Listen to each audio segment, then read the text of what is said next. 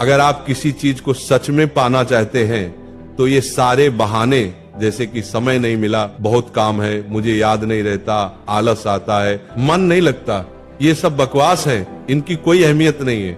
कभी सोचा है कि ऐसा कैसे होता है कि परीक्षा से एक दिन पहले आप 10 चैप्टर पढ़ लेते हैं, लेकिन उससे पहले एक दिन में एक चैप्टर भी नहीं पढ़ा जाता?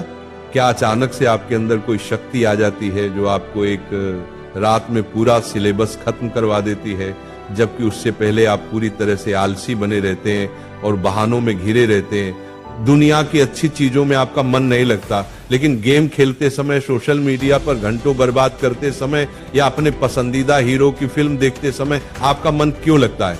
सच तो यह है कि मन का न लगना सिर्फ एक बहाना है, जिसे आपने अपने भविष्य की विफलता को सही ठहराने के लिए बनाया है।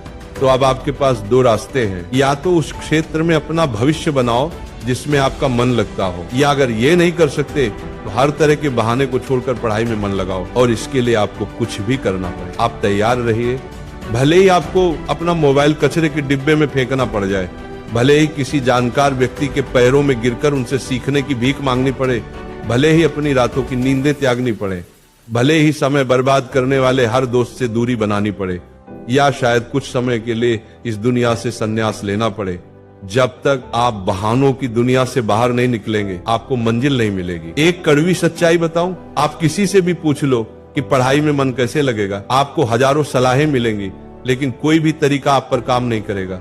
आपके लिए वही तरीका काम करेगा जो आप खुद से निकालेंगे। अगर कोई आपसे कहता है कि सारे सोशल मीडिया प्लेटफॉर्म छोड़ दो, मोबाइल यूज करना बंद कर दो, तो क्या आप ऐसा कर पाएंगे? क्या सिर्फ मोबाइल ही है जो आपका ध्यान भटकाता है? नहीं, सबसे पहले ये समझना जरूरी है कि आपका ध्यान भटकता कहाँ है। जवाब है, हर वह चीज जिसमें आपको मजा आता है वो आपका ध्यान पढ़ाई से खींच लेती है। जब बिना मेहनत के मजा मिलने लगे तो दिमाग तो भटकेगा ही। हमारा दिमाग ऐसा ही है।